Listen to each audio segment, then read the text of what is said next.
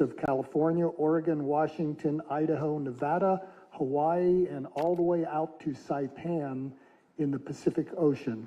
So I think I have a pretty good perspective on how important all of our federal jobs are and the widespread impacts that disrupting that importance can have. Just wanted to say in my particular branch in public lands that our public lands in the United States are respected and admired not just in Oregon or throughout the country, but all around the world. I worked with people in public administration from Europe, Slovenia, England, France, all the way to China and New Zealand, and they absolutely admire and revere not only our public lands, but the dedication of all of our public employees. So your plight, your issues are not shared just by people all over the world. And the impacts that we have with our public lands are not just restricted to Oregon, and Oregon as far as government operations go, but as far as economics go. Crater Lake alone represented about $55 to $75 million in impacts to local economies in Oregon, and the tourism industry in Oregon represents $1.1 billion of impacts. And those are private sector employees, but many of them are enabled by government employees. There are 13,000 people in the state of Oregon that work in travel and tourism. The economic benefits are certainly untold. They're enormous. And in Oregon and in many of the states in which we have public lands, we federal employees, are a critical part of that economy. In some places, they make up the largest percentage of employees. So when there are impacts to federal employees, there are consequential impacts to rural communities and rural people. And I think that sometimes is not understood. With the alleged, we have a department now in the federal government that's supposed to be concerned with efficiency and government efficiency, but from what I've seen, most of the examples are it's more of an agents of chaos, because the cuts that are being made or the decisions that are being made irrespective of impact. I can cite several different cases in national parks where decisions were made to cut or lay off employees that had nothing to do with operational efficiency. One park in the West had a remitter, a young woman who was a finance expert in banking, who came to the Park Service because it was her dream of working for the national parks. She was a remitter for one of our large national parks that collects $5.5 or $6 million a year. Her position was eliminated, which meant that there was no one who had any legal authority at that park to remit funds. So what they had to do is try to train and bring on people to cover that job, which meant that those positions' workload was not covered. In another park in Alaska, an anecdote I was told, we had a pilot who had been in training for almost a year and was less than a month short of his probationary period, who was terminated. And the cost to train a pilot in Alaska is enormous. Not only that, the consequences of not having adequate people involved in search and rescue and emergency medical services in our national parks could have dire consequences. In another park, the water treatment plant operator was laid off. And that meant that no one was there to provide safe drinking water, which resulted in closure of a residential facility, which means that other staff who weren't laid off now have no place to live. So these are consequences that snowball and that are far beyond the intent of becoming efficient operations. So we want to work with everyone and ensure that any decisions that are made on good information and reasonable grounds rather than random, because when we damage our federal government or we damage our public lands, we're damaging all citizens. What we're going to do today is we're going to invite a few Oregonians up who have been directly impacted by these decisions. Their work has been terminated by the DOGE, and they have real and recent insight into how this chaotic process, this storm, has and will affect Oregon. But before I introduce them, I would like to ask us for a first round of questions and comments going over ground rules before we bring people up for those. And the process that we need to ask you to follow is this. Each person who wants to ask a question of the delegation should have gotten a ticket as they were coming in. If you still want a ticket and don't have one, please go get one right now. When we get to this section... Put your hand in the air and then we'll bring it to you. Okay, there we go. That's better. When we get to the section of the questions, I'll call out 4 numbers by the last 3 digits on the ticket.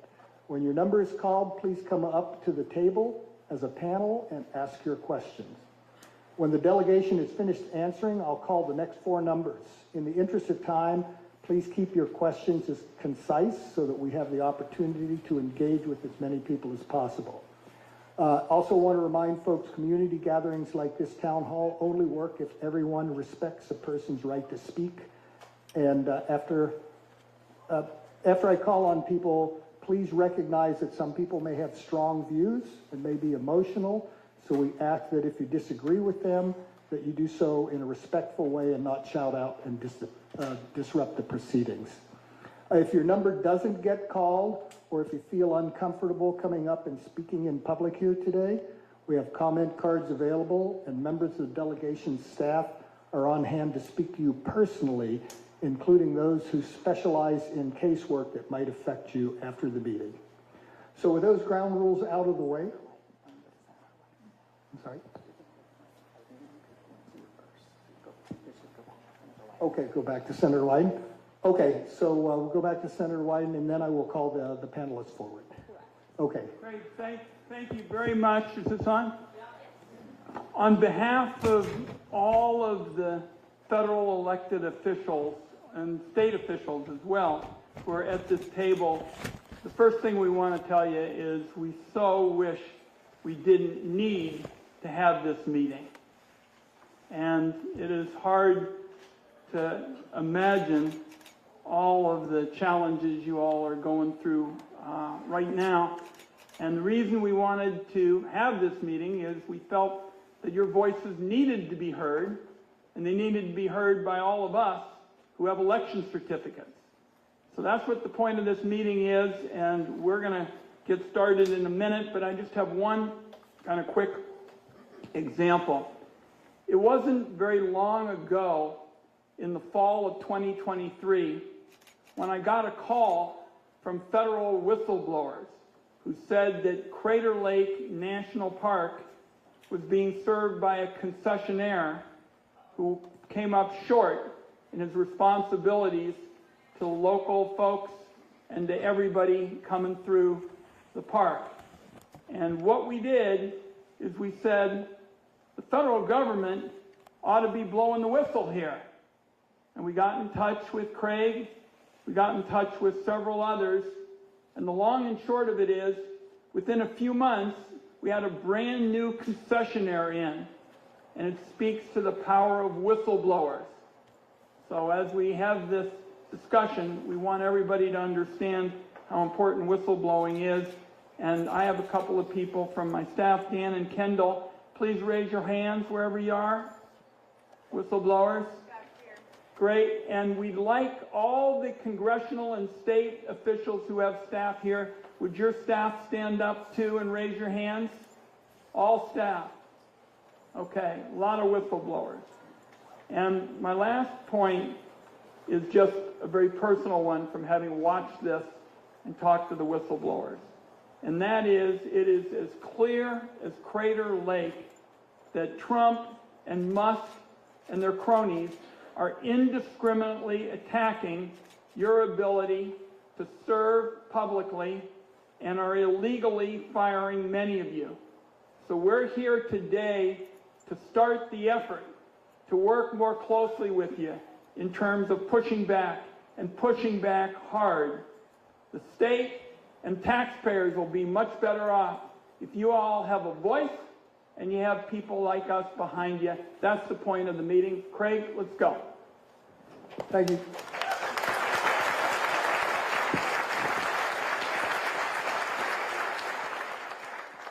Thank you, Senator. And in my attempt to be brief in opening remarks so you all have more time, I was remiss not to mention the work that Senator Wyden did with us down there. to correct a egregiously bad situation, which, by the way, we had some young people working who did extremely thorough documentation. If those employees had been cut out randomly in a sweep that we're seeing going on now, we would not have had the documentation in place that allowed Senator Wyden to help us to eliminate this threat, which included oil spills and sewage spills at one of the most pristine locations in the entire world. Once Senator Wyden got on board, the wheels of government turned much more quickly, and something that would be a years-long process was taken care of in a matter of months, and the park that we all know and love is now protected. So, getting on to the folks who are going to be our panelists today, and as I call your name, would you please come up and sit at the front table? The first is Isabella, who was with the U.S. Forest Service. Isabella is an Olympian. She was in the Brazil Olympics in the pentathlon in 2016. She's an Army veteran and was fired as a Forest Service employee. She was a guest of Senator Merkley's at Trump's recent address to Congress, and she lives in Bend. Next, we have Sean, who was with the USDA Agricultural Research Service. Sean is an Army veteran who completed tours of duty in Iraq and Afghanistan. He lives in Hood River, and his work at USDA was focused on food safety and preventing fungus from infecting agricultural products in our fruit growing region, the Fruit Loop, up in the Gorge.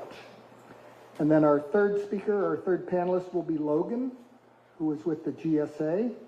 And Logan worked at Technology Transformation Services, where she was working to make accurate weather data available and more accessible for NOAA, helping to roll out the direct file program at the IRS and on other services that our constituents rely on daily. And I can tell you, I told Logan briefly, her work had a direct impact on us at Crater Lake because our visitors depended heavily on those real-time weather reports, and in some cases, they were matters of life and death because of the way the weather can change quickly and put people in jeopardy. So these are our panelists, and I know that the Oregon delegation that we have here is very anxious to hear your stories and hear about your experiences. So, Isabella, if you would start us off, please. Good afternoon, everyone. Thank you for having me here and for the opportunity to amplify my voice. My name is Isabella Isaacson. I'm an Olympian, an Army veteran, and until recently, the Public Affairs Officer for the Ochco National Forest. My story is the story of all these individuals behind me, and my words are for the American people. In my role, I was the bridge between the Forest Service and the people we served. My job was to provide clear, timely, and truthful information, no matter how it reflected on the agency. Because while I worked for the government, I served the American people. During fire season, I was one of just 3 people responsible for providing fire information across Central Oregon. When fire crept towards your backyard, when a new ignition flared on public lands, when you called searching for answers, it wasn't a machine responding. It was a person, someone working to gather facts, verify information, and ensure the public knew what was happening. That was my job.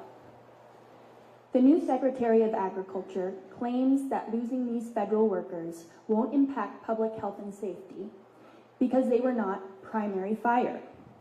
To that I ask, do you understand the agencies you now lead? Every federal worker, whether a biologist, a front desk receptionist, or a trail crew member, had a role during fire season. They staffed engines and hand crews. They went door to door in rural communities, making sure people had the information they needed to make life or death decisions. They wrapped buildings and created defensible space to protect homes, families, and livelihoods. They did all that and so much more. The impact of these job losses will stretch far beyond fire season. As an Oregonian, as an American, I am deeply concerned. Not just for the immediate consequences, but for what this means for our country, for who we choose to be. I stand here, or sit here today, after 2 federal rulings have deemed these firings illegal, still without a job. This is a nation founded on liberty and justice for all. So where is the justice? This is not about lost jobs. It is about right and wrong. It is about the kind of America we choose to be. And to you, the American people, I ask you to believe in this country, to believe in each other. But belief is not enough. Do not let yourselves be silenced. Stand up, speak out, fight for a country that serves its people. Because when we stand together, we are powerful.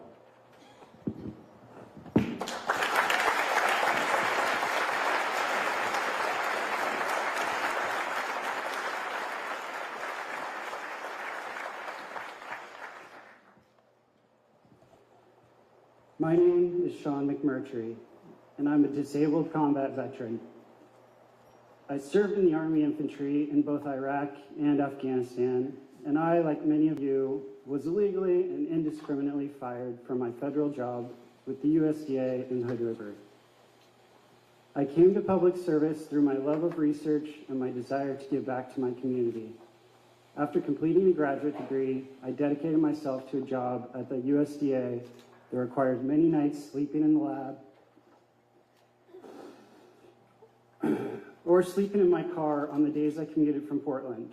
This is because my government salary meant that I could not afford to live in Hood River, where I worked in service to this country. Oregon is the second biggest producer of pears in the nation, and Hood River County produces more D'Angelo pears than anywhere else in the world. As a USDA scientist, I worked on mitigating fungal diseases that can lead to losses of up to 40% of the pears that we eat. It is partially thanks to this research that you can buy pears all year round at the grocery store. I took every opportunity to save taxpayer money and secured $90,000 in local grant funding for research projects that created jobs and contributed to our local economy. On behalf of myself and other federal employees, many of whom are unable to openly speak at this time due to fear of retaliation or the risk of losing their jobs, I'd like to say that this cruel and unusual treatment of our public servants will not be tolerated. I am not a waste of money. My fellow employees and veterans are not wastes of money. This administration and the unelected and unregulated billionaires that conspire against us, they may take away our jobs and they may pass reckless executive orders designed to destroy this country, but we stand together and we demand dignity and respect. This is not the America I swore an oath to protect, and this is not the legacy we want to leave behind. We will not be ignored, and we will not be erased. We need all Americans to step up and protect our federal workers and veterans. Thank you all for your service.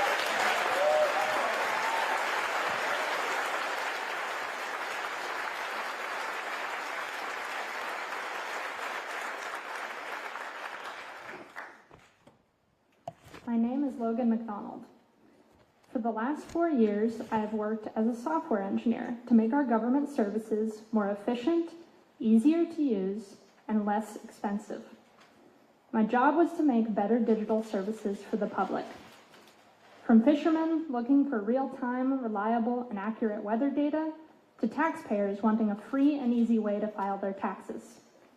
From citizens looking to confidentially submit civil rights complaints, to family members looking to find treatment centers for substance use disorders for their loved ones. These are the people that we built digital services for. This was the mission of my office, 18F. Everyone deserves dependable technology, secure infrastructure, clear and useful design, and rigorously tested systems, especially from their government. 18F delivered on this time and time again. 18F provided unconflicted guidance that helped federal, state, and local governments deliver better services to those that depended on them, while saving the taxpayers hundreds of millions, if not billions, of dollars. Today, 18F does not exist. Over 90 technologists brought into the government from a diverse set of backgrounds in both private and public industry are now all on administrative leave awaiting separation. We were sent notices in the middle of the night on the weekend. Many in-flight projects that were already paid for were left in the lurch. These included a program ensuring military service members and Americans overseas are able to vote, a modern and improved weather.gov, IRS direct file, and a new system to process passport applications. Why would people claiming to want efficiency, want lower costs for the taxpayer, want a more effective government, eliminate an office like ours? These efforts are not about making the government work for the people. These efforts are about making the government not work at all. The American people deserve high-quality digital experiences. They deserve the innovation and cost savings that our team delivered. I urge the lawmakers here today to conduct oversight. Demand answers from agencies and appointees. Don't accept them not responding or not providing real answers on these decisions to eliminate offices of technologists. Work to restore our ability to serve the public. Our democracy depends on a government that functions effectively for all citizens, and it needs your help. Thank you for your time.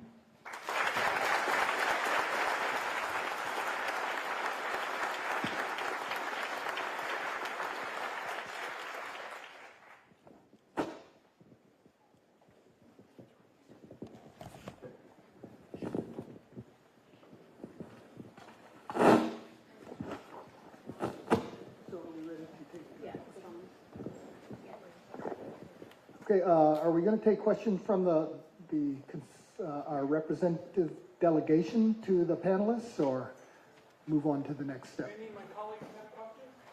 Otherwise, we'll go to our guest. We'll go to our guest. Okay, so who has the reservoir of numbers to call? Oh, right there. Okay, thank you very much. And again, if you do not feel comfortable, and we completely understand why you might not to come forward at this time, it's okay. Do not come forward, and we will call your name later, or we'll call another number, and then later you will have access to ask those questions. So the first three numbers are ticket number ending 183, 183.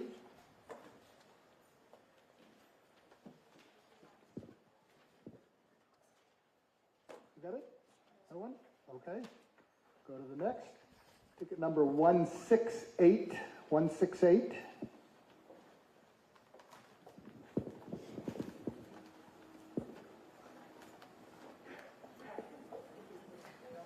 Okay. 129. 129. Okay. 156. Yep, here we go. We're going to keep drawing the others as we go. 167, 167. 149, 149. Come on up. Thank you. Yes. 176, 176. Somebody else? Is there anybody else with any of those numbers that would like to come? It could be people with tickets and chosen not to. That's okay, and we understand why. 122. 142. We can start with these two folks, and then we can go on. If you are one of those numbers and would like to come join, you are welcome to. 116. Okay, let's just go ahead with the two that we've got right now. Hello, Oregon delegation. It's so nice to see all of you. I follow all of you on Instagram. I was planning on speaking today, although I was hoping I would not be first, or I didn't think I would be first, and I was gonna see what other folks would say to kind of shape what I would tell you here. My name is Val Hoyle. I was/maybe am a USDA Climate Change Fellow with the National Institute for Food and Agriculture. My near-term future as a federal employee is certain. I will not be one soon. The only question is when. I was hired as a climate change fellow in September of 2023 as a Schedule E hire with a 2-year probationary term. Since then, I have received multiple performance awards and was promoted after a year of service. On February 14th, while across the country in Boston for a work trip, I was let go with an email that was sent at 5:54 p.m. Pacific. Fast forward to now, it's been a lot of chaos, as you can imagine, and uncertainty. As of today, I have kind of maybe been reinstated. I have been paid, which is nice. Presumably my benefits are intact, but I actually grabbed the mail on the way here and opened a letter while I was standing over there from Blue Cross Blue Shield saying that my health insurance has been terminated, so I'm not exactly sure. I'll have to call them when I get home. Follow up on that today. The group of us will do it, and I'm the guy on the health committee. Excellent. Thank you. For now, I'm being paid. Maybe my benefits are intact. I've received no communication from USDA. My supervisor has been prohibited from communicating with me directly. My 2-year term is up in September. If I don't lose my job through the reduction in force that we all know is coming before then, I will not have a job after September. And to be frank, I won't seek federal service again during this administration. And that makes me really sad because this is something that I have worked for and inspired towards most of my adult life. To be in federal service means a lot. What I want to know is what will you do to increase the protections for federal workers in the future so that we do not have to face such chaos and uncertainty moving forward? I know that there are a lot of fires right now, but we all know when you enter federal service and you're in the federal government, you have to keep the long term in mind. Thank you.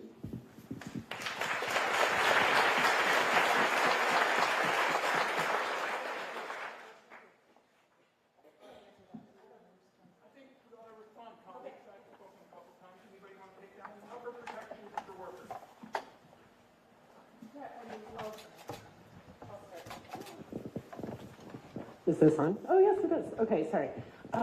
The first thing that I would say is, number one, you shouldn't have to have more legal interventions to protect your jobs. It is actually already illegal to retaliate against somebody who's taking legal action. So we put the Stop Musk Act out, but it's actually counterproductive in some ways to say something that already is illegal again, because then that weakens other laws. So we absolutely need to underline the protections for federal workers and all workers, quite frankly. What you said is extremely impactful, though, that you are not going to seek federal work, and many people will not. We are eroding trust in our federal work opportunities in a way that is going to have generational impact. So I very much appreciate you saying that out loud, because I think it is extraordinarily short-sighted what we're doing. The work that every one of you does in this room is important, and it keeps our government working, and I'm so sorry. As far as other things, the Blue Cross Blue Shield issue, absolutely, we need to make sure that we've got your information.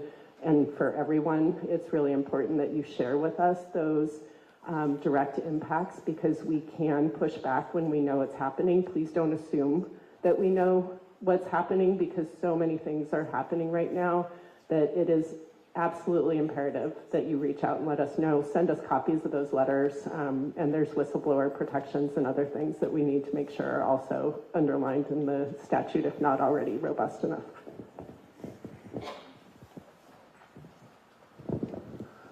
Can you share with folks what your hat says? Maybe stand up and show it to them.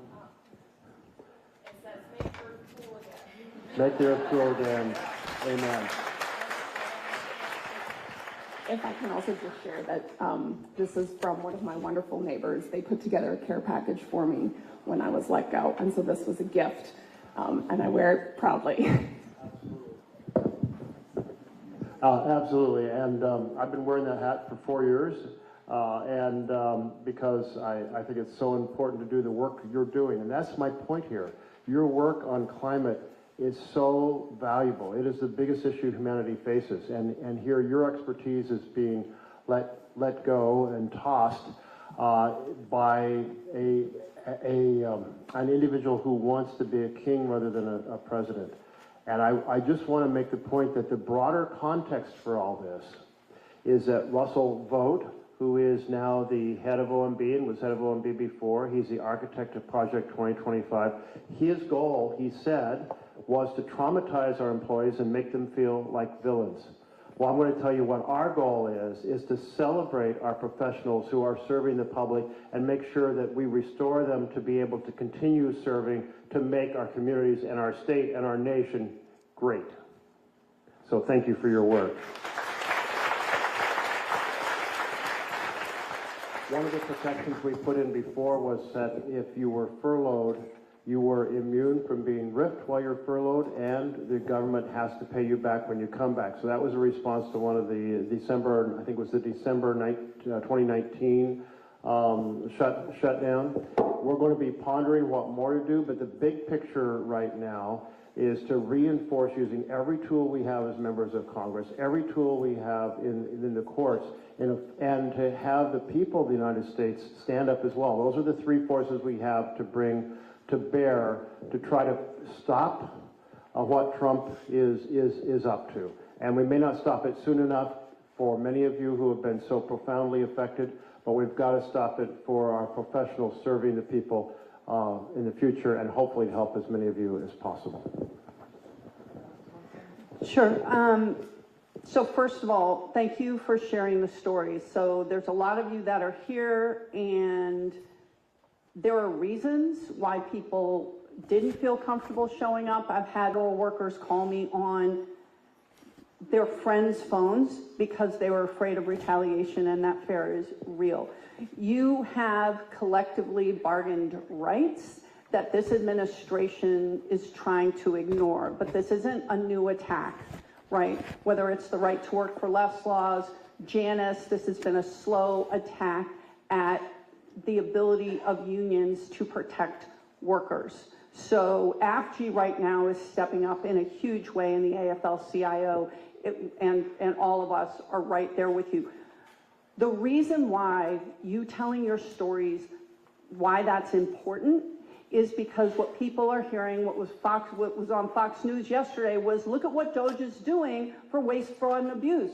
And people think that they are really going after government efficiency. And yes, government is frustrating because the people who are now saying we need to privatize, and understand this is a grift, to privatize government services to pay off to these billionaires, right, that want to buy off these profitable services and then charge Americans more. I mean, that's the bottom line. But fundamentally, when you tell these stories, and I can go out and say, when they fired people at GSA and NOAA, they fired the people that know how to operate the tsunami warning systems. Was that the efficiency you were talking about? So your stories matter because we get to tell them in a public way to show that this is a grift. If you don't feel safe telling your story, you can call any one of our offices. We are tracking these stories. We are telling these stories. We will protect your identity. So, number one, that's the case. Number two, for anyone to say that unions aren't necessary right now, I think here's the example. And for me, for any of my colleagues who have not signed on to the PRO Act, that should be the floor of what we expect from anyone that asks for support from any single union member. It is absolutely critical. And so what are we going to do? We are going to tell those stories. We are going to work to support our colleagues who will stand up and support workers unequivocally at any time, and know that this entire delegation has your back. And we're just going to keep fighting to point out that this is not normal. We will not stand for it. We will not let your bravery, and sitting up here and telling your story is brave, we're not going to let that go unnoticed. And so, thank you.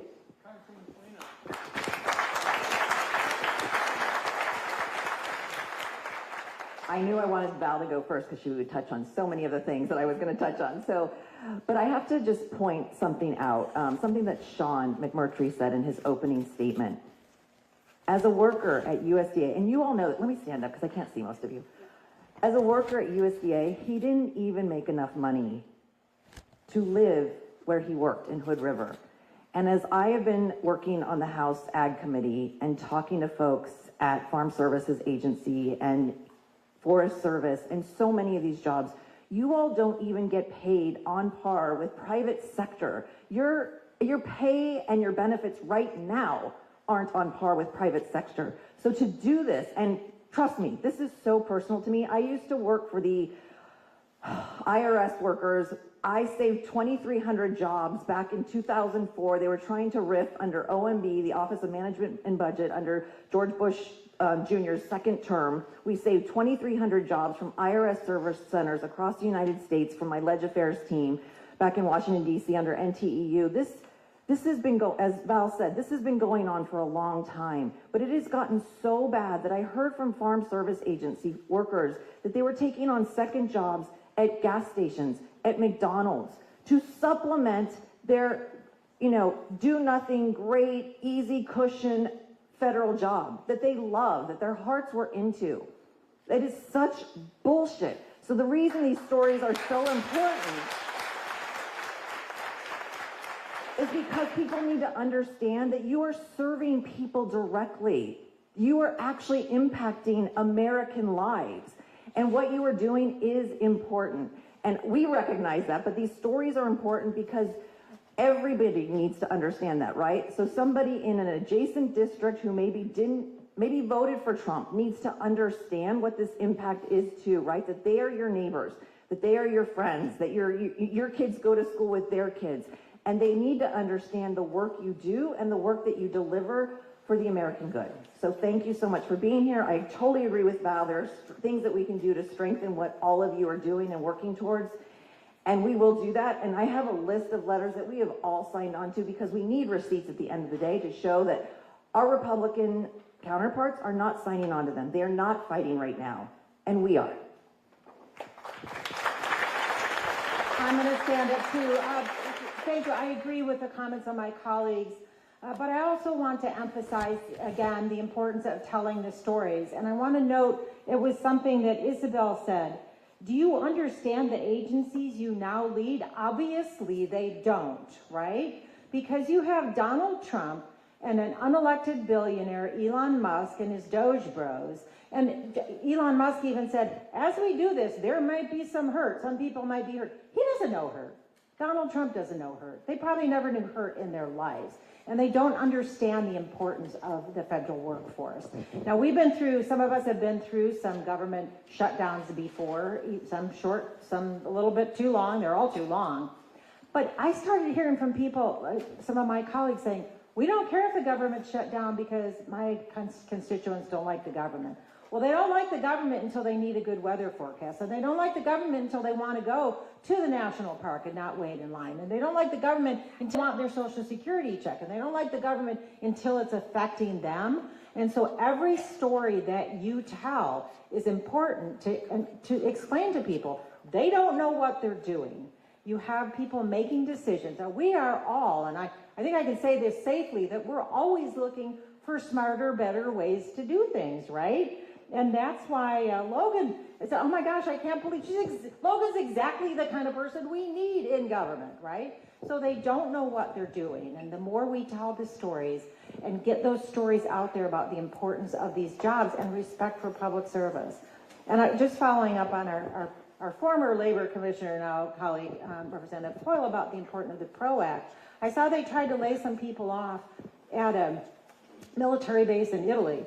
Some U.S. workers who were over there working, and they said, wait, you can't do that. We have rights in this country for everyone who works here, that you can't just lay us off. So now that we're in this sort of uncharted territory about seeing things, I'm sure we could have expected it because it was Project 2025, but I'm sure we're going to be having lots of conversations about things we can do to strengthen and protect the federal workforce. And I know one of those is saving the Civil Service Act, which my colleague Jerry Conley, who is ranking member on the Oversight Committee and has a lot of federal employees, we'll be working on. So thank you again, each and every one of you, for telling your stories. I'm going to keep that in mind. Do they know what they're doing? Absolutely not. What they're doing is not smarter, it's not better, and it's not about government efficiency. It's about showing their authoritarian control. Thank you. Let's move on to our next questioner, please. Hi, my name is Matt Hasty. I'm a visual information specialist, which is government speak for a graphic designer in the U.S. Fish and Wildlife Service. I was hired 28 years ago. At that time, I left the private industry because I was tired of a rich owner being in control of my life. At that time, I had the choice of doing my job and making somebody else rich, making myself rich by selling cigarettes to kids, or using my talents in something I believed in. I chose the latter. I chose to come here. This was back when California and Nevada was still part of our region. If you don't know, Fish and Wildlife Service in this region services Washington, Oregon, Idaho, Hawaii, Guam, and all the Pacific holdings. What I do is I create facilities for people to recreate at in the Fish and Wildlife Service. If you've ever been to Tualatin River National Wildlife Refuge, I was one of 4 people responsible for that building and that entire experience outside and inside. At the ribbon cutting, that is my daughter opening that building to the public for the first time ever. Actually, that refuge. This is before the building was built. If you've been to Kalia Pond National Wildlife Refuge in Maui, I was responsible for that building as well. You're never alone, you work with a team of people. It's a very emotional moment for me. I am 28 years in my career, so I do not have 30 years. I cannot retire. I'm only 54 years old, so I am not minimum retirement age. I feel for everybody who started their careers, and I want to also say, how are you going to ever get anybody go into public service when the federal government is an untrustworthy and unreliable employer? I got away from the private sector to get away from rich people who decided they could do anything they wanted. What are you going to do to protect our 4-pronged, they usually say 3, but it's a 4-pronged retirement system? Our FERS, our Social Security, our TSP, so that is not managed by people who should not be managing, and then putting our money, our collective money, into their businesses to make money. And the 4th one is our health insurance.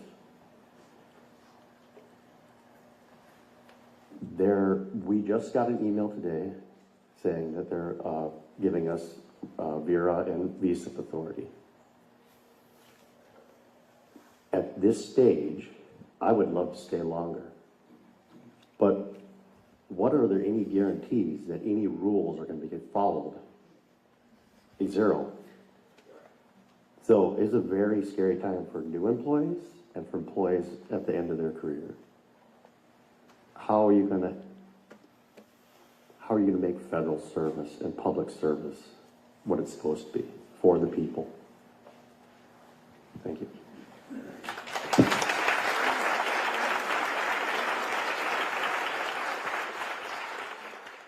Can we get 2 members of our delegation to respond to that question? Sure. The first thing we're going to do is get you your health care.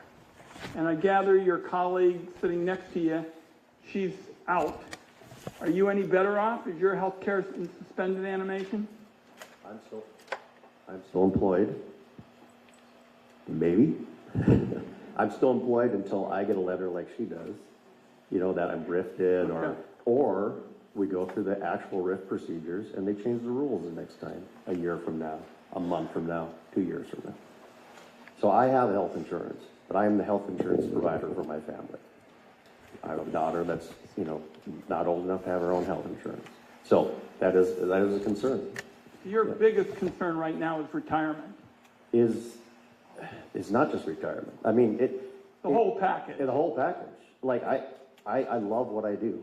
I provide a lot of experiences for the national and for the business public.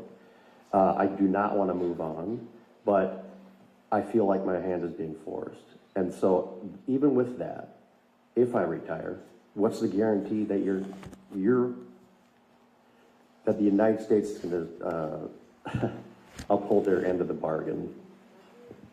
Social Security has a guarantee, and they're trying to take that away right now. And that's my big priority on the Senate Finance Committee.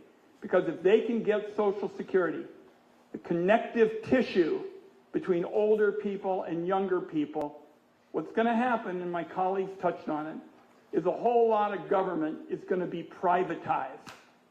And the first thing we want to tell you for the long term is, as long as I'm the point guy for the Democrats on taxes and economics, we are not going to privatize these services and see you lose them.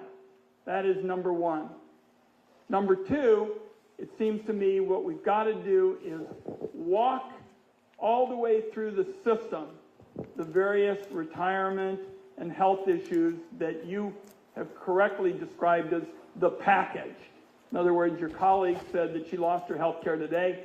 I've got my team. Maxine is a doctor. We're going to be on that by close of business today. But you've got senators and House representatives right here, and what we'd like to do is sort of make you the face of what we need to do to build a package for working people and working families. I listened really carefully to what you said, and you put the public in public service, and that's what all of you are doing. So that's my pledge to you this afternoon as the state senior senator. Senator Merkley is an authority on the budget. We've got colleagues expert on labor rights. We can put the whole package together. So friends, your neighbor has brought up what we need to do, and it's not just go piecemeal.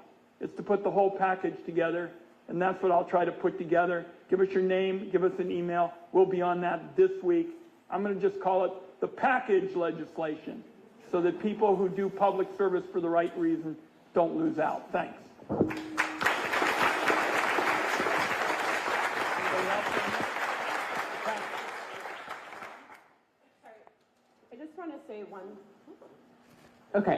I just want to say one other clear thing that's across the board.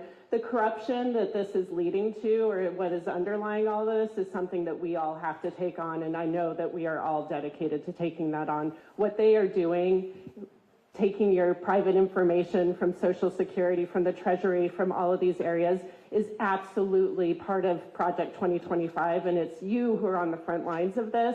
But we've got to fight it at every level. And so we will absolutely be aligned in that. And please keep sending us information. We can do carrier pigeons if we need to, but we need to make sure that we're hearing from you because you obviously are the ones who are seeing this first and foremost before it impacts the whole United States.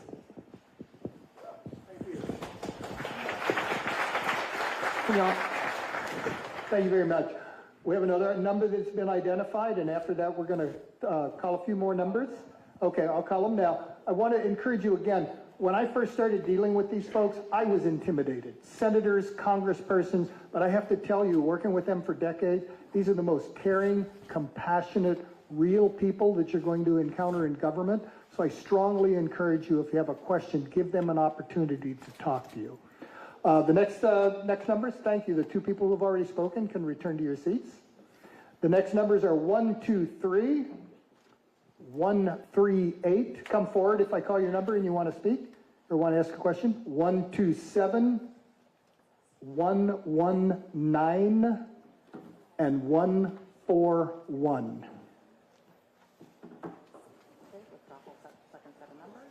Okay. Any of those numbers?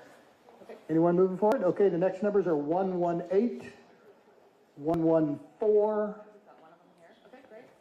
Come on up here. Don't be shy. They want to hear from you. 092, 084, and 143. And if the 4 seats fill up here, just take a seat in the row behind them. Mm-hmm. Okay, well, go Go ahead, 116, you're up. Thank you very much. My name is Alex, or as a lot of my coworkers know me, Anders Kosnet. I work with the United States Fish and Wildlife Service here in the 9/11 building, and I've been an Oregon resident since 2017. My specialization is in providing safe, equitable, and reliable transportation access for the public to our national wildlife refuges and national fish hatchery system. A process that has brought me to work around the country, even though I was originally born in Washington, D.C., to a family of civil servants, and I believe firmly in the value of all the work you're here to do and that we're all here to do, hopefully for much longer than the next 4 years. I have been working in this scope with many partners in the area. I'm fortunate to have been a part of various working groups with my partner agencies at Parks, Bureau of Reclamation, the Forest Service, and so on, as well as state departments of transportation and the Federal Highway Administration's Federal Lands Division. Together, we work to maintain a national funding opportunity known as the Federal Lands Access Program. This is calculated based on the amount of federal lands in each state, their amount of road and other transportation infrastructure, and it allows us to create projects with the communities adjacent to all of the public lands that we manage, so that even if those areas don't have their own tax income to provide safe infrastructure, we support them. Because if we have the best infrastructure on our federal lands, but the community next door has crumbling roads, that's not going to serve anyone's benefits. And so Oregon actually has the highest individual state allotment, $34 million per year, that we deliver, occasionally complementing with my own Fish and Wildlife Service transportation budget to make projects possible, even with FLAP, even with matching funds from the communities that wouldn't otherwise be possible, because we know that conservation is only possible if the public can be there, be a part of it, and understanding the value of all of the nature that we work with every day, because that is truly what we're here to do. Not just provide beautiful opportunities for people to learn about their communities, but for them to find an opportunity to be a part of the conservation. And we can't do our work if the public can't get to our spaces to learn about what we're here to do and what we're trying to preserve for the future. And truly, we hope to be able to be here for the future. And I want to speak to you today on behalf of our many new employees that we've lost from Fish and Wildlife Service Maintenance and Infrastructure Fellowship Program, which brought in recent grads from high school and universities, not just people from typical trained professions, to learn about all of the work we do at the infrastructure level, safety, geology, ecology, maintenance of basic buildings and kiosks, trails, and all sorts of services connecting directly from protected lands to the communities. This was a half-year to a year program that allowed us to hire some amazing new engineers and architects and day-to-day maintenance staff, both at our regional office and in the field. We've lost many of them, including some incredible engineers who were in their last months of their probationary period, which has led now to the cancellation of a lot of projects we were hoping to deliver for communities here in Oregon, as well as the other states that we manage here, Hawaii, as well as Guam, Idaho, and Washington. And in addition to the NIFB Maintenance and Infrastructure Fellowship Program, we had our very own successful public lands transportation fellowship that brought in recent college graduates to work on transportation and accessibility projects here with the National Park Service and the National Wildlife Refuge System. And fortunately, one of those fellows, of 6 in the last cohort, she's still working with us because we hadn't managed to get her a job yet. But the others who have been successfully hired as recently as December, who had moved their whole lives to work with us, are now without work, and we're without the many potential benefits that could have been provided for the American public. So You're inspiring young people, and Donald Trump is yanking their hope away. that's right. We aren't sure we're going to be able to, restore what we lose in the next 4 years without your help. Questions, colleagues?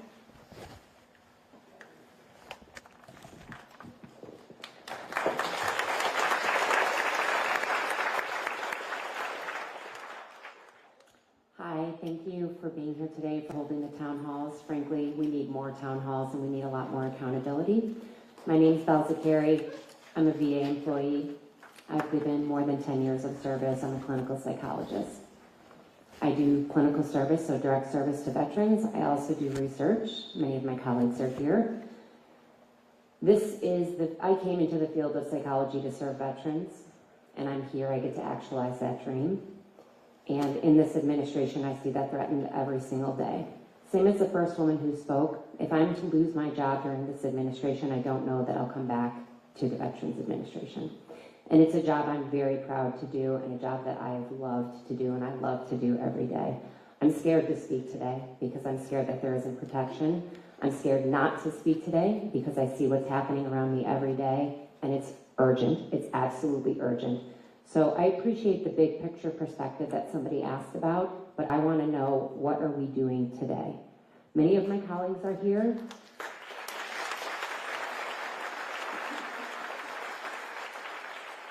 And I have some very specific questions. I'll say many of my colleagues are here. Many of us do not have union protection. One of my questions is, what are you doing to expand union protection for non-bargaining unit employees? We've lost staff at the VA due to the executive orders. I'm a junior investigator. I'm very low on the totem pole. All of my research has been impacted. One of our statisticians was let go very abruptly. We're short statisticians. We now have projects which rely heavily on statisticians that are in a holding pattern that can't proceed without their very important work. I've also lost an interventionist. We waited almost 90 days to hire her. Within 2 weeks of executing that hiring, her job was revoked out from, that offer was revoked out from underneath her. We're now in a 3-month holding pattern of research funds that are on station that we cannot use because we cannot hire an interventionist. There are veterans with chronic pain, that's who that project is serving, who are not getting service today because of executive orders that went into account 2 months ago. My service and my student loans are enmeshed. I have $300,000 in student loan debt. This is true for many people in this room. We have hundreds of thousands of dollars in student loan debt. Our service and that forgiveness is enmeshed. Another question I have is, what are you doing today to protect PSLF? Because they're removing agencies from that loan forgiveness program every single day. So that's another question that I have. Personally, I feel sold out by Chuck Schumer's decision on the continuing resolution.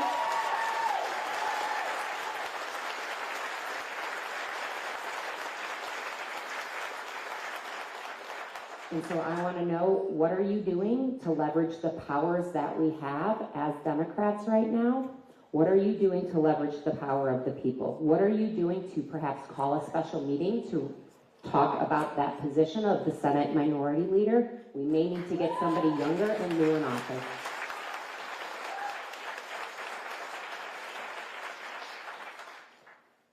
And I'm just going to finish by saying, I don't want to hear that you agree the DOGE is bogus. Everyone in this room knows that. I don't want to hear compliments about my service. I don't want to hear compliments about my bravery. I don't want to hear any preaching to the choir. I would love for somebody to be like, your job's secure. But you know what else? I want everyone in this room to hear that too. I don't want to hear it myself if you can't say it to all of us.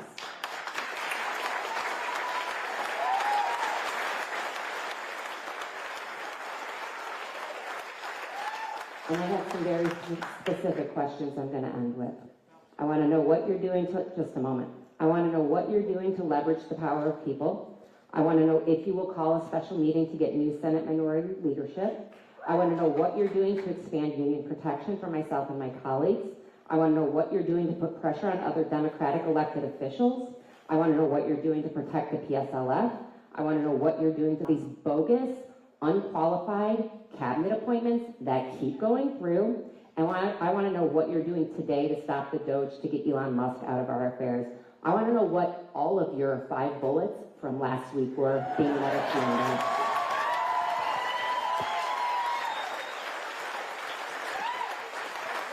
Thank you so much. And I'm going to let the senators take the Schumer piece and the cabinet piece. I'm going to talk about the Public Service Loan Forgiveness Program because I serve on the Education Committee and have been an advocate for public education for years, even before I'm in the legislature. and before my time in Congress. The Public Service Loan Forgiveness Program is something that was started for a good reason, to incentivize people to go into the important work of public service. And a promise is made that if you go into public service and you pay for 10 years income-based payment, your balance is dismissed at the end of that decade. And that is a promise that people make academic decisions and financial decisions and career decisions based on that promise. And when the first cohort became eligible in 2017, I'll tell you, Betsy DeVos had little interest in fulfilling that promise. So Congress said at that time, fix this program. And then 2018 came, and then she was approving maybe 3 to 4% instead of 1 to 2%. It wasn't until we had, in the Biden administration, an education secretary who said, we cannot take this promise away. People made decisions. It's almost like it's like a contract. You make these decisions based on this promise. And so that is when the program actually started working. They're taking it away right now. Yeah, no, I know. They're trying to do that. But they, I understand. Yeah.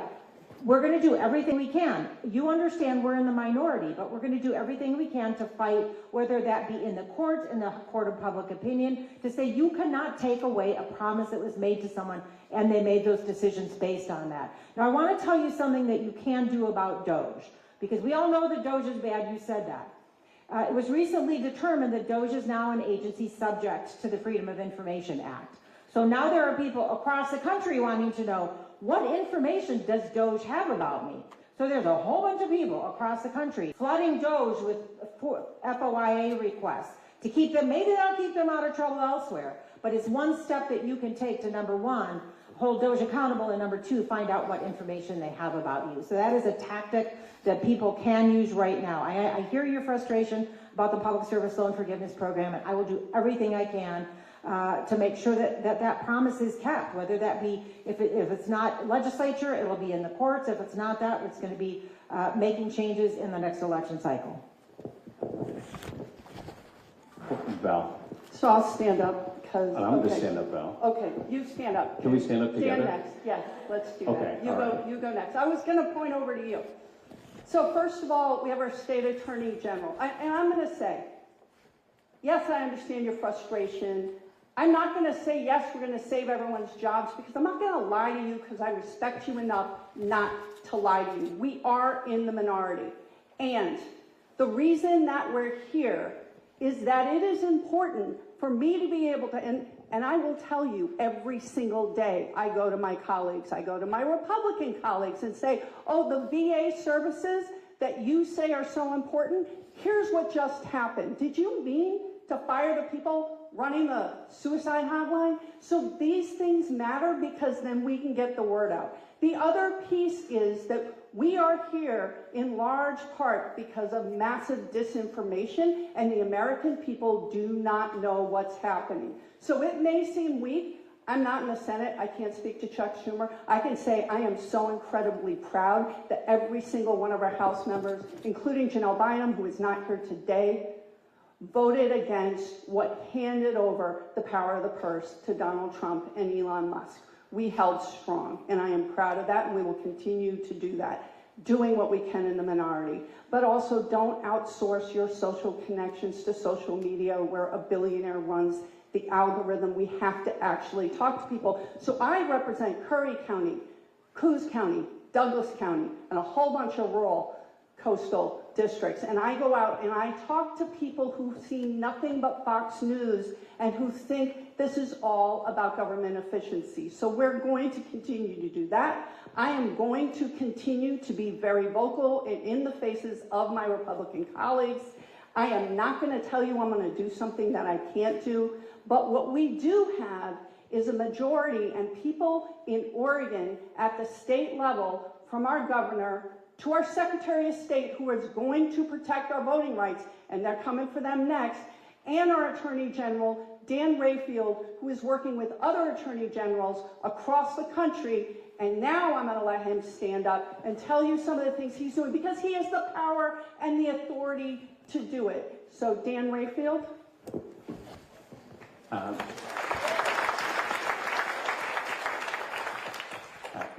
Thank you, Congressman Hoyle.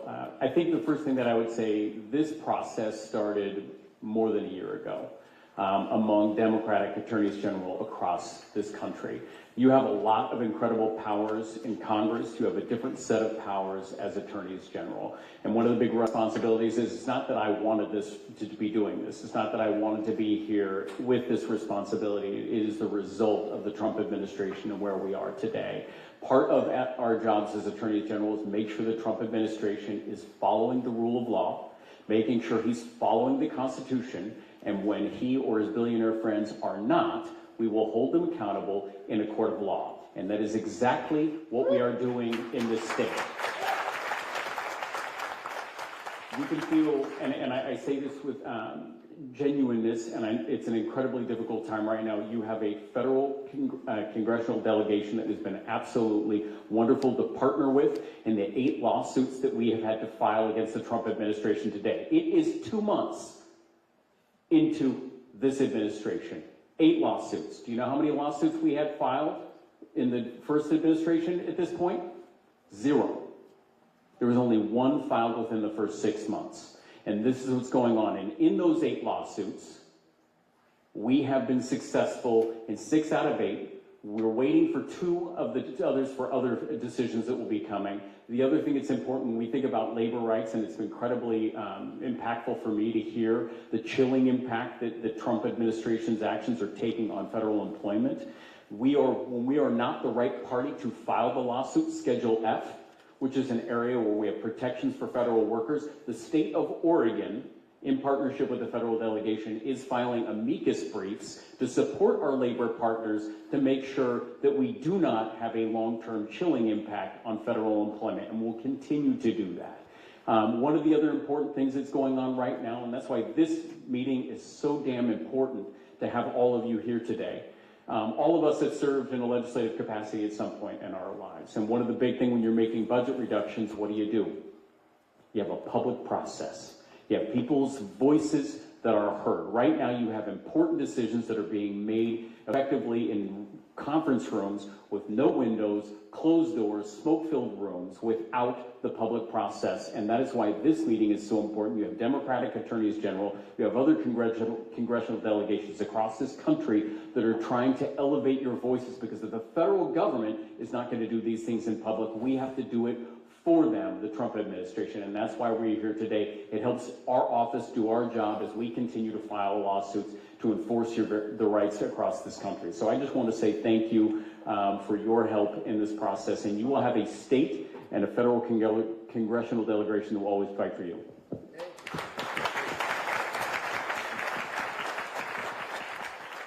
Just recognize that we are in the midst of an authoritarian takeover of our government.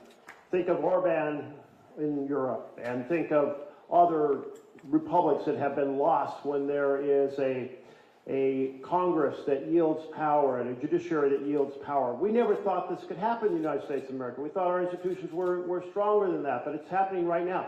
Look at what the president did when he came in. He fired the IGs, who are the watchdogs to make sure corruption does not happen in the executive. He fired the FBI agents who oversee the executive for the same reason. He's intimidated the press. He has broken the laws on how he fires public officials. And he has put into office individuals who are loyalists rather than experts in their field. And their goal is to traumatize public officials and make them feel like villains. And those are the words of Russell Vought, the architect of Project 2025. So how many folks think that we should have done everything we could to stop the Republican funding plan that the Senate voted on last Friday night?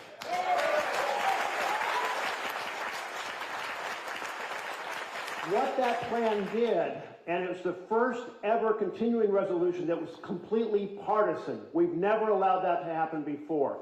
It allowed the President of the United States to have a massive slush fund.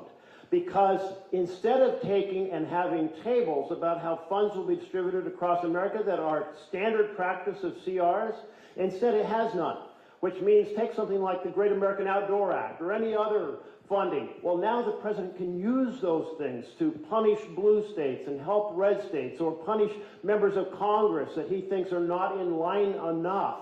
That is handing power. And here's what I know. You don't stop a bully by handing over your lunch money, and you don't stop a tyrant by giving them more power.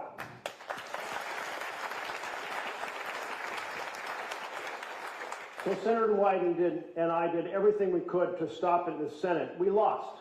But we're going to win in September. In September, there is a replay of this, and with the American people speaking up. And it's so important to do three things. One of those things is to not be on the couch curled up in a fetal position because of how bad it feels. And I know all of you are here and you're not in that situation. But the second is that you have to hold your public officials accountable, let them feel the burn, let them feel your anger, make sure that they are so motivated that they're going to do everything they can to save our republic. And the third thing is join an affinity group. By yourself, oneself, it's depressing and lonely to be seeing what's happening in America. But when you team up with others in the same cause, it is energizing. And we need that energy if we are going to stand in a formidable force of people across the country, members of Congress, the legitimate part of the judiciary, in order to save our republic. I'm going to be very brief. You asked the most important question. What will happen right now? What's going to happen right now, as soon as we're done, my staff and I are going to move over to this side of the room and go to work on health care, which is an area, because of my committee, I can help on right away. So Mitch sent, it doesn't count unless you get the urgency, number one. Number two, we organized this meeting. In other words, we reached out to all these people because I said, damn it, public employees are not being given a voice. We're not listening. And that's the point of this. And Donald Trump has told his supporters, don't do town hall meetings. You got 3/4 of the Oregon congressional delegation here right now because we don't buy that. We believe we got an election certificate to fight for you. And my parents fled the Nazis, the authoritarians, and I'm going to fight like hell because I don't want my kid who's 13 to have to flee too. I want my kid to be side by side with all of you with a brighter future for this country. That's why we're going to keep doing town halls. That's why we're going to work right now when this meeting is over to respond to your question. And this is the point. This is the point where if you don't speak up and stand up, you're not going to be able to make a difference. And we're here so that you can do that. Thanks, everybody. Thank you.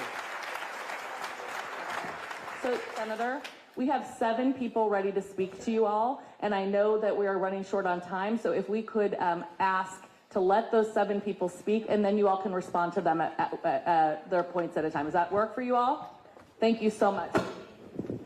Okay, we've got 2 more people come in, fill at the table.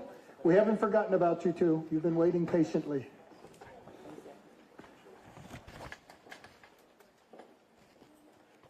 Go ahead, thank you. Hello, my name is Ashley Edwards, and I work under Treasury and the IRS. I want to thank you all for being here today. I am covered by a collective bargaining agreement. However, that doesn't seem to make a difference. As a very specific example for my sub-bargaining unit that we have our contract with, in the last administration, we had an impasse to the point where we had to go to the impasse panel. Something when I speak to people outside the federal government who they don't generally realize that federal workers cannot strike. When we cannot come to an agreement, we go to the impasse panel. So we went to the impasse panel, and the impasse panel ruled, it was specifically on telework, that basically what the union requested, which is telework a certain amount of days a week. You all know how that works.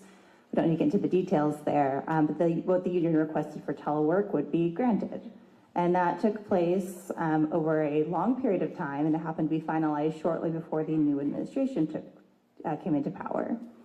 We've since been told that that portion of the collective bargaining agreement was unilaterally deemed non-negotiable, and now we are in office 100% of the time. I have other colleagues who can speak more intimately about how that has affected their abilities with childcare, etc. I personally have about a 60-mile round-trip commute. There's a single bus that can take one time a day in the morning and a single bus that can take one time a day in the evening to return. But aside from just the telework issue with the collective bargaining agreement, do you know what else is in the collective bargaining agreement? Procedures covering reductions in force, RIFs.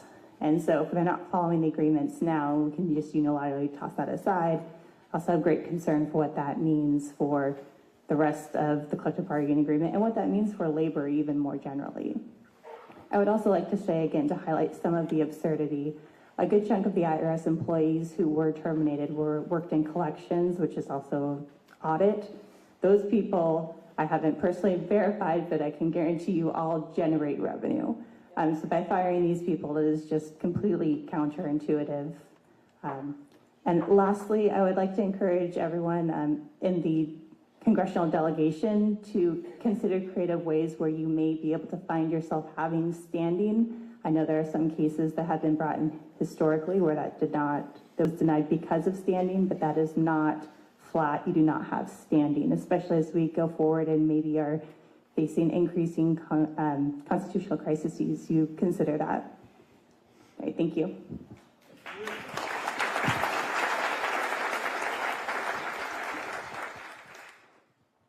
Good afternoon.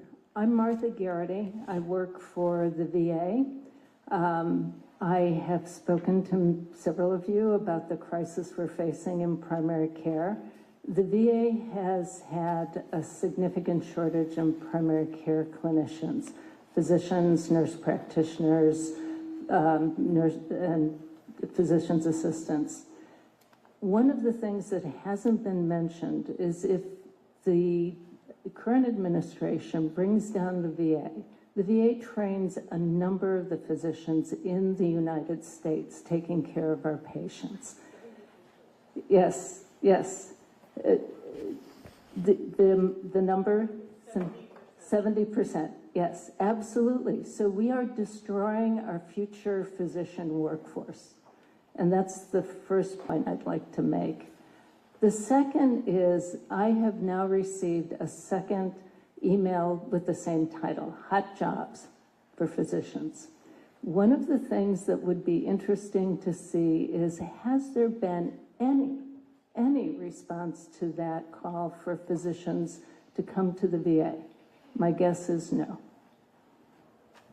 I have other things I could say, but I've spoken to many of your staff, and I will be back on behalf of primary care.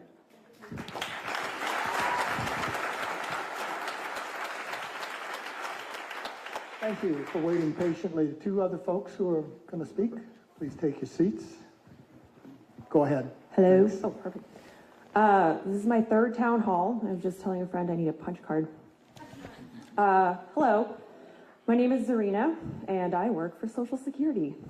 And I've been employed by the administration for 10 years and in management for the last 4. And I would like to cover the buffoonery that has been happening in our agency over the last several months. Our regional offices have been gutted. Our HR has been gutted. The Office of Civil Rights and Equal Opportunity has been gutted. Our purchasing authority, the office, has been removed from us. I have one spending dollar on my government card, and I really hope our supplies will last. Our field office employees are demeaned weekly with these "what 5 things did you accomplish" emails. Our right to work from home is gone. We are told we are mission critical, but I am seeing staff buckle under the pressure, and folks are taking this administration's incentive package to leave. The new standard of hiring, if we'll ever see any hiring, is 1 for every 4 losses. Trump isn't interested in reinforcing our numbers. Smaller offices struggling with staffing are just going to close, and that has already begun. To the gentleman's point from last night's town hall, Senator Wyden, this will have a cascading impact on the public that will be felt for years beyond this administration. But don't worry, this administration is also doing important things as well. For example, last week I received an acquisition update that expressly forbids me from buying paper straws. We are a sinking ship. This is happening right now. I appreciate your solidarity and your words of encouragement, but this is happening right now. And it just feels like everyone is standing around and watching.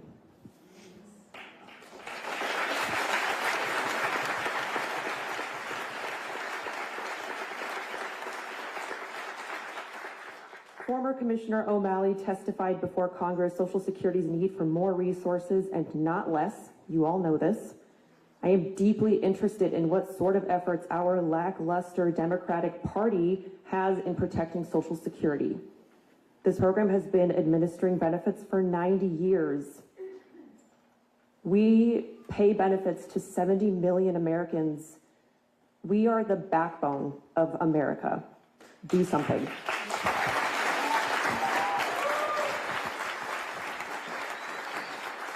Thank you. That's beautiful. Thank you. Hi, my name's Vasily Stavrikas. I've been an accountant for about 30 years. I worked the private side, worked hedge funds. I've worked public accounting in DC. I'm a DC native. I relocated out here for conservation. I was able to find a job out here, and I didn't have a clue about conservation until I came out here. And I learned so much about Oregon, what a beautiful country it is, and the people that work here locally and are really affected at the small town level as well as the cities. It was like a rude awakening when I came here. But the people that work here, I started with NRCS. They're so dedicated, and they've been through hell these past many years. Put up with a lot of stuff, a lot of programs, a lot of shutdowns, but they're dedicated. From that, we went to a reorganization, and I became a member of FPAC, Farm Production Conservation. Been there 6 years. I'm happy with the work that I do. I could do more, always. I'm willing to do it. I started off originally, almost 17 years ago at the VA, as a county policy and reporting chief. I was there for the 911 Education Assistance Bill. I put the system of county into place there. And it was a wonderful thing that we did for veterans. I don't even know how it was funded. It was funded privately. And so what concerns me is when I see how things are being done today, and having worked public accounting, worked for hedge funds, and see how the bank, savings and loans crisis was a fiasco. And hedge funds took over, like Huggy Financial. People get rich off that, including congressmen who invest in those funds for retirement and into what they get for, like we all get for our retirement, for FIRST and CSR. It concerns me because what really needs to happen in this country is that banks, insurance companies, finance institutions really need to be held accountable for what they do. That's why we have so many millionaires in this country, but now they become billionaires over time. Someone like Eric Hubby running for Congress, be senator of Wisconsin, knowing all this and making his money from this, and the rest of us paying extra credit card finance charges for, maybe you can't pay off your whole bill at the end of the month because you're not earning enough money. It might be between jobs, or you have a lot on your plate and you pay the minimum and you can never get out of this for 10, 20, 30 years. And I'm seeing this is going to happen to more and more people until we do something about it. I mean, the banks have really run this country. That's the problem. And we all are like victims to this or slaves to this. What are you guys going to do about it? You're head of the Finance and Banking Committee, weren't you? No, but I can tell you,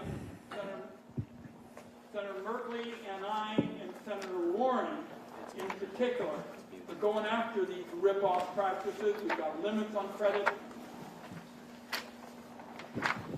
We've got limits on what credit cards can do.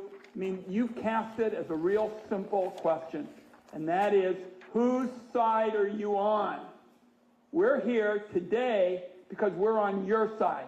And Senator Merkley has been a leader in this. Senator Warren is on the Finance Committee. She's the point person on the Banking Committee. We're going to stay at it until those companies can't rip you off. Well, what I'm worried about are the loans now, because I went to go look at FAFSA to send my daughter to college semester, and it looks like the site's shut down. I'm thinking, okay, there's probably not going to be loans made available to them. Is someone like Elon Musk going to take over this privately from his own personal money, and we're going to be indebted to him, or is it going to be our felon in charge that's running our country? And that's what I'll say. I'm not scared of it either. Just froze it a couple of days ago. I'll tell you, the people up here, we're working to unfreeze it. It's a ripoff.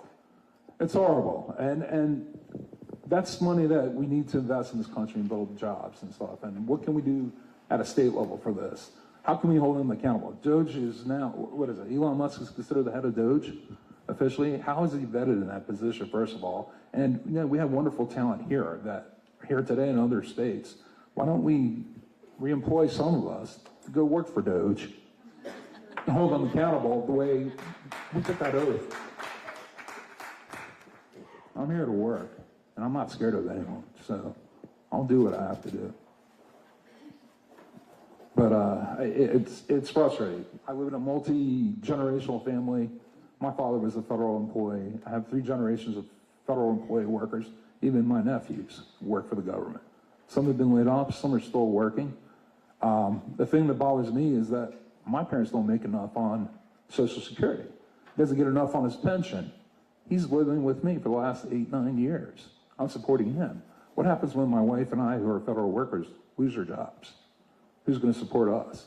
My kids can't even get into college because there won't be finance for them unless I pay out of my retirement plan. And of course, that's probably going to take a dump in the next, I don't know, a year or 2. So what's the game plan?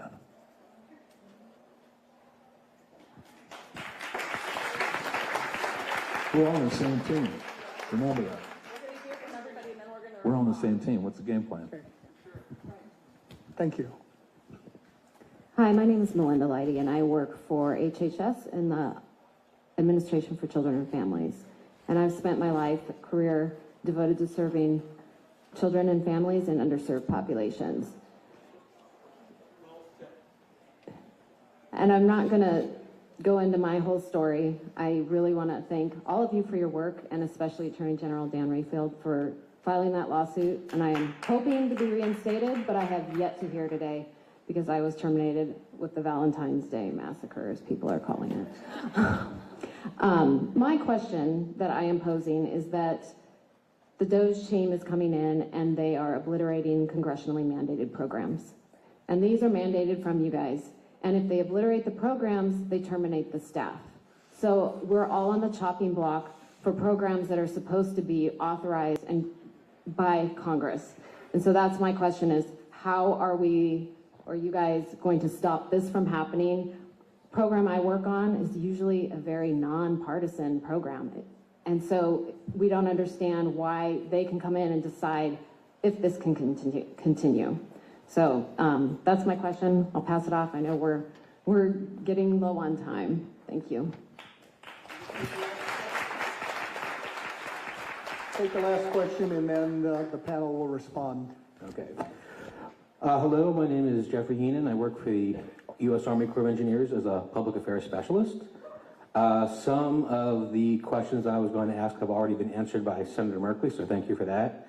But what I would like this opportunity to share is something the American people should hear, is that the people that I work with work hard, are dedicated, and as an example of what I do, as a public affairs specialist, my job is to translate the geeky language that our engineers and biologists speak to the general public to inform them what we're doing. And whether that is writing a news release or a one-off question from a member of the public, I respond to every query that comes into me, and I feel it's important, and I am, in this job, I have a sense of purpose that I haven't had in jobs I previously had, which were in private industry, as well as being self-employed. So that's something that I think the American people need to understand, that people come to federal employment because they want to serve. And that's why I'm here. The question that I would ask, and this is, as I said, Senator Merkley touched on this, I had never been someone who protested peacefully, of course, until recently, and now I attend every protest I can, and I feel that it is important that the more of us out there, the more there is a critical mass that the government in charge realizes that the American people are against this. So my question is, besides keeping my congressmen, representatives informed, as well as peacefully protesting, what else can you tell us that we can do to help you? And I appreciate that you had our backs in voting against the recent continuing resolution. Thank you.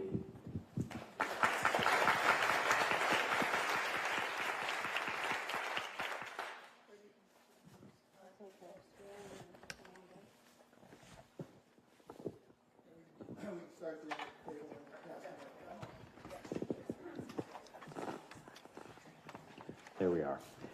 Very quickly, I just want to touch on a couple of the lawsuits that are going. This is just more for public information about how we are fighting back against the Trump administration. There's a lot of comments about DOGE and the excessive power that these unelected billionaires are having in implementing this. We have 2 lawsuits that Oregon is a part of challenging that.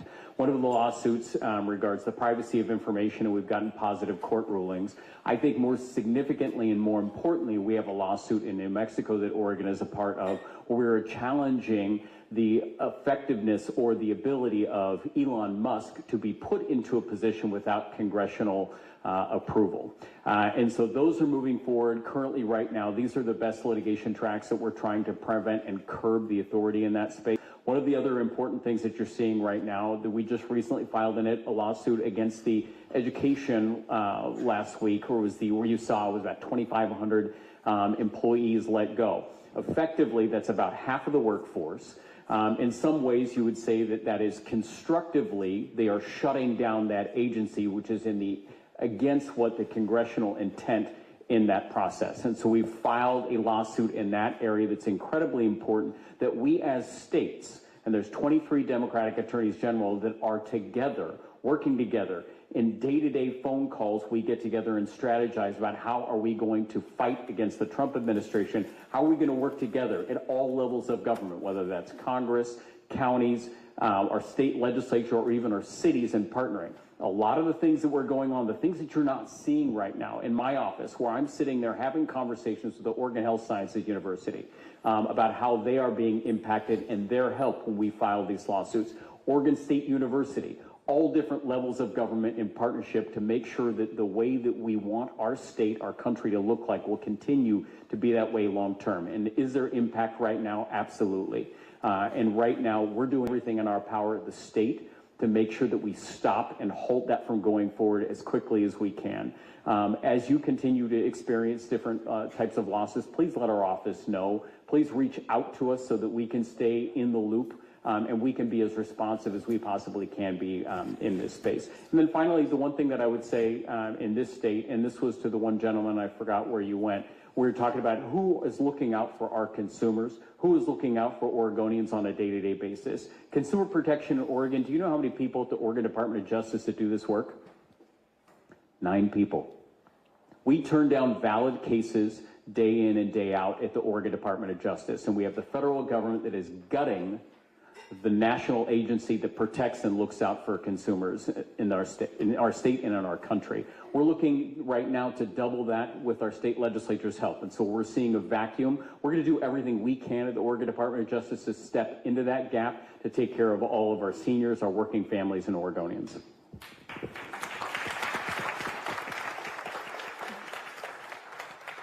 The first thing I'm going to say is I can feel the anger. I can feel the frustration.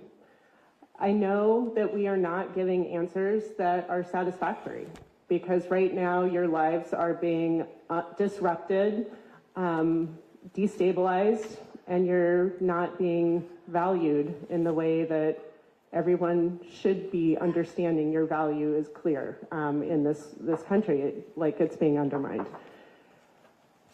I continue to ask this question every day. I'm new here. That doesn't exempt me from taking action. And it also allows me to take a different approach. I think sometimes when you're new, you can ask for forgiveness later. And so what we are trying to do is put pressure on ourselves, but also on the other side. There was a lot of phone calls being made to senators last week trying to get the CR not passed. What we just did is we handed over the keys to the kingdom. We took away Congress's power of the purse in a lot of ways, and we took away our ability to regulate tariffs. That was a huge, huge problem. And it's out of our hands at this point. And I'm really frustrated about that, and I'm sure every single person in this room is frustrated about it. So let me tell you what I know I can do. Number one, we're doing shadow hearings. I was proud to participate in the Medicaid shadow hearing that leadership in the House side ran last week. Medicaid and the Veterans Affairs protections are the two things that I have expertise in, and that is absolutely where I'm dedicated to focusing. We can't fight everything, but those are two things that I'm very dedicated on. I'm also the oversight ranking member on natural resources. So federal lands, all of the things that many of you have talked about today are going to fall under my oversight capacity as ranking member now in 2 years when we win the House back. And I know we're not supposed to talk about that, but we will, we will have me in a chair position, and we are going to be really bringing these things forward. So I need to know where the corruption is, where we can do shadow hearings, and we need to also have your stories. We know that hard questions to Ferret, who is the HR person who was put out as a scapegoat by the VA administration, came to our committee and was questioned and didn't offer answers, and her answers, the fact that she didn't write the email that fired thousands, 1,400 VA employees, she didn't write it, and that ended up helping the federal courts uphold or bring back the VA employees, or supposedly. So I think I'm getting the cane here pulling me off. But what I just want to recognize is we can't do enough right now. Our country is having a hostile takeover, and we need to take unusual action to fight back unusual circumstances. Please help me help you. Help me understand how I do that. Thank you so much.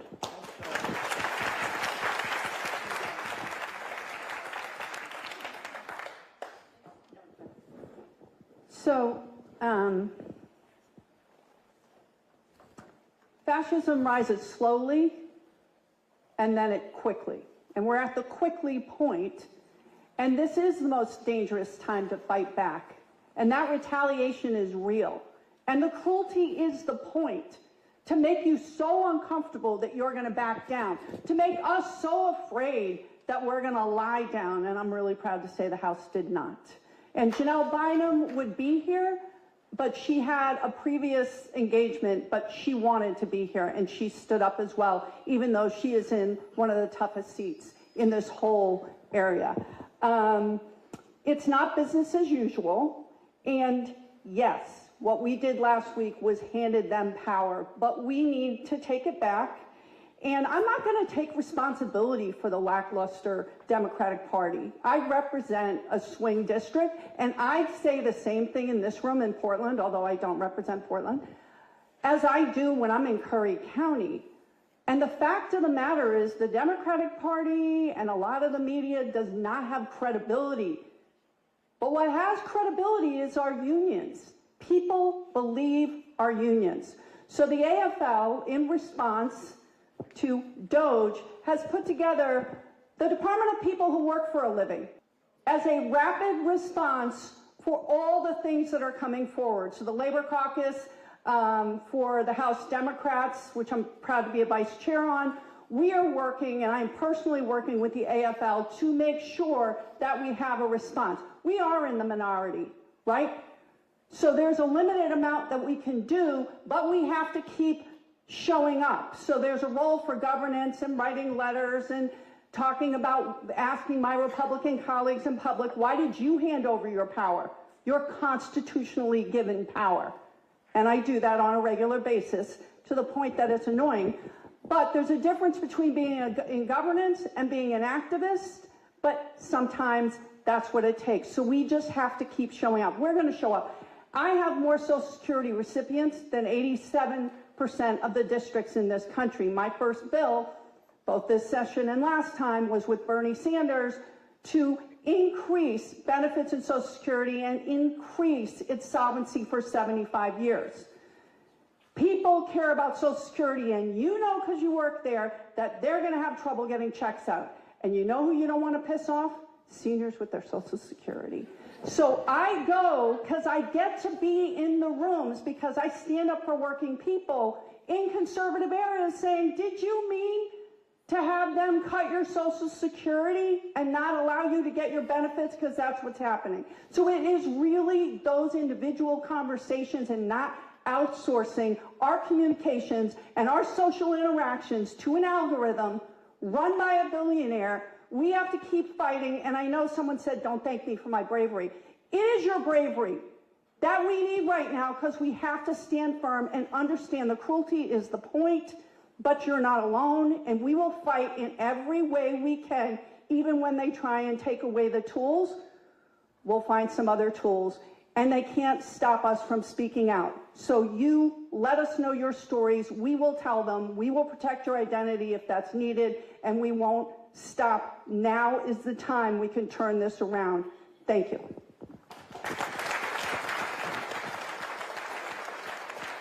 Here's what I tell folks at our town halls. There are 4 things we can do. We're in the minority. The tools that we have, we can legislate, we can litigate, we can communicate, and then we can, I like to say, agitate. And that's where you all come in. But right now, as my voice, we are losing about 100 to 1 in terms of social media and in terms of who people are listening to right now. It's the Republicans, people who are anti-worker right now. That is who people are listening to. Everyday Americans are listening about 100 to 1. So what I'm being told is, be authentic, get on your phone, do a direct to camera, make sure people know what you're fighting for. I am fighting every single day. I'm putting out letters, I'm going to my Republican colleagues, asking them to sign on, asking them to sign on to legislation, doing shadow hearings, trying to figure out how we do shadow hearings to elevate all of it, and it's not getting communicated by traditional media. So who here has started their own podcast? I need more podcasts. That's something I need. I'm not even joking. Make it a fun podcast, apparently, because people don't really, and then insert the political into, do you bowl? Do you knit? Do you sew? Do you bake? What do you do? Start that podcast and then invite me, and I'll talk a little politics with you and a little public policy as well, because that's my authenticity. I do public policy. That's where I get authentic. Sorry, it's boring, but I'm not a loser, and we have to win this. We have to win this war, because it is a war about communications. We saw it last cycle. We have to get it before this next cycle, and I need your help with this. I have some amazing colleagues. Like Val Hoyle, I represent urban areas right here in Portland, but I also represent a lot of rural areas. And I just did 5 town hall meetings where we had record turnouts at every single one of them.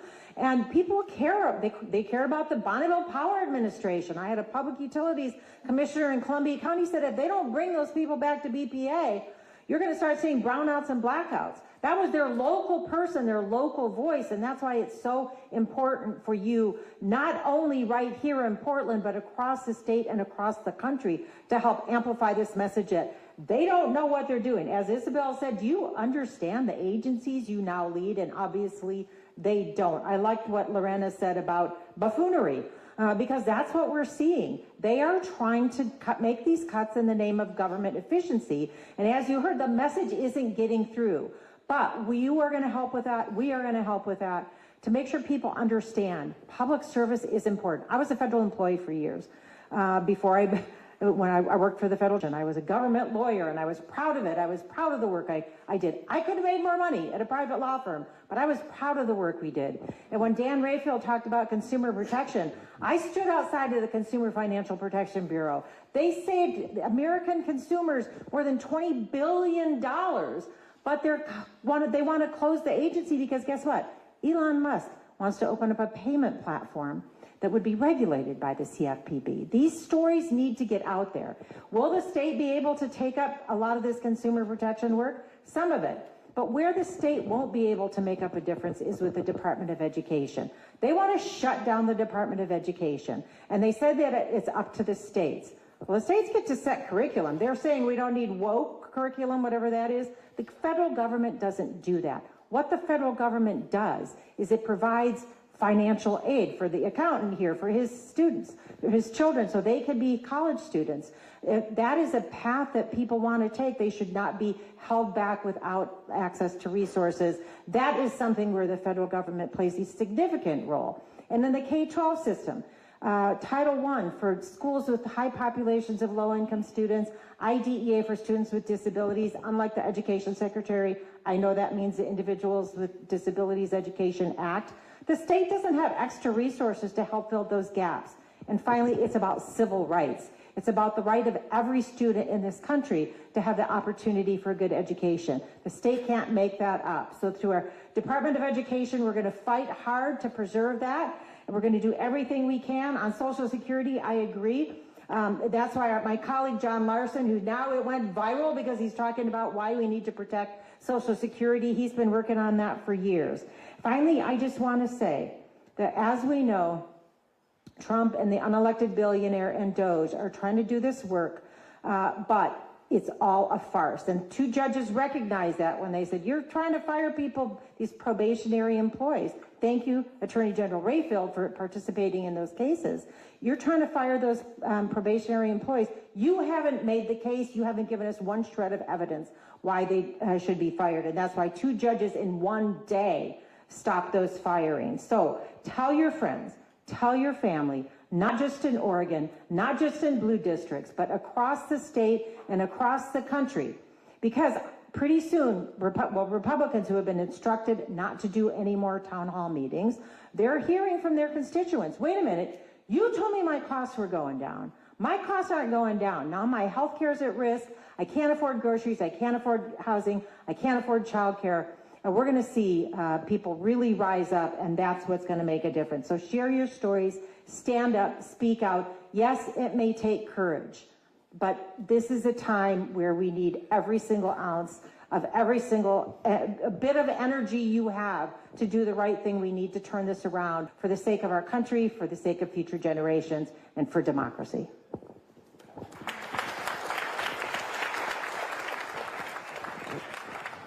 The frustration and anger that you all feel, we all feel, and we're dealing with a challenge we have never seen before. And let me just give you an example. When those IGs were fired, and the law said you can fire an IG if you give a month notice and for cause, but they were just fired without a month notice, without cause. So you have a president directly violating the law and doing so intentionally. Directly firing all of you without the process that's required.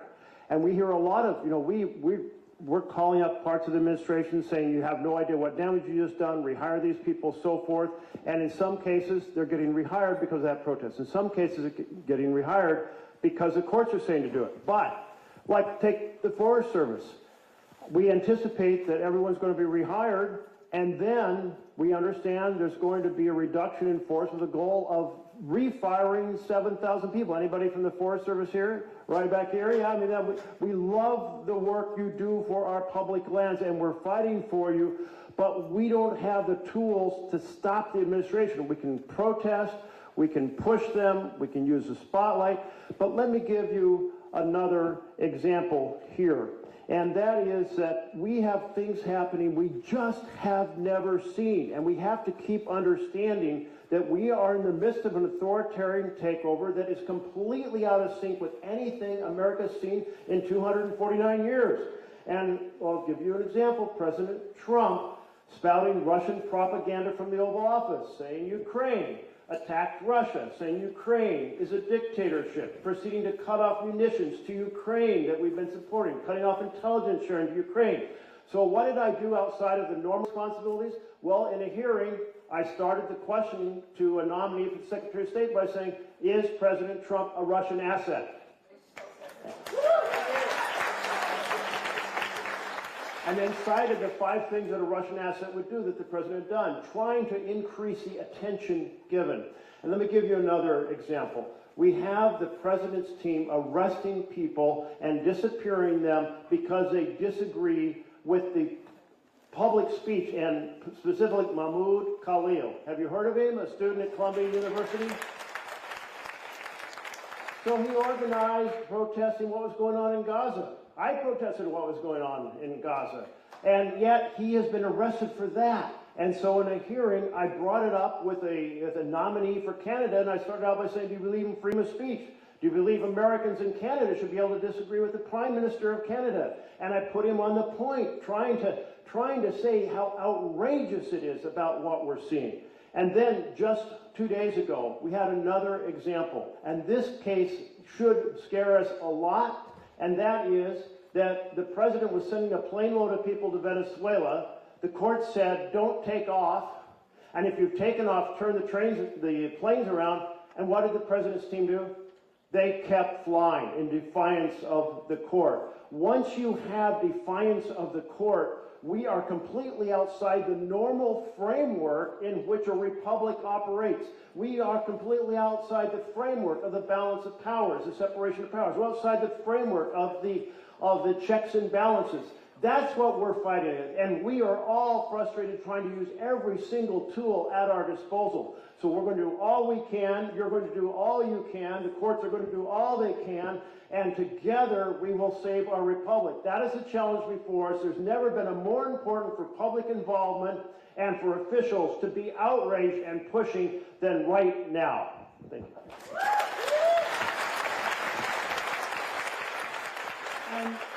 I'm looking out at the room, and I'm convinced everybody's just drained and blood sugar is way down. And I'm sure you're asking, what's going to actually get done now? And the first thing I want to make clear is the work on health care starts when I'm done with this conversation. What we're going to do is we're going to move over to this side of the room, and we're going to go to work on it. And that's why the group feels we've got to move now. Not tomorrow, not the next day, but actually show concrete action right now. And as far as I'm concerned, what you've given us, and you can see all this note paper, it's all filled, what we're going to do is channel your accounts into action. That's what happens next. And next week, for example, Social Security is going to be up probably in the Senate Finance Committee. And what I'm going to say, because I've been listening to that person who put in 10 years at Social Security, is I'm not going to let Elon Musk, who called it a Ponzi scheme, you may have heard about that, I am not going to let him turn Social Security into a captured Fort Knox of your personal privacy. So we've got big things coming up. And the best part about this is we feel we're not going anywhere. We're staying here because we're going to be on your side. I voted against cloture last week. I voted against the continuing resolution last week. And I said we're not going to get bullied by Donald Trump and Elon Musk. So this is just getting started. Nobody else in America, and I've been checking my phone all day, is having a meeting like this for federal employees. Nobody else in America, in fact, there aren't even any town hall meetings, as far as I can tell. And the reason we're having this is because your congressional delegation believes your voice matters. And if we want to show that it really matters, we turn what you say into action. That's what comes next. It starts right here on health care. God bless.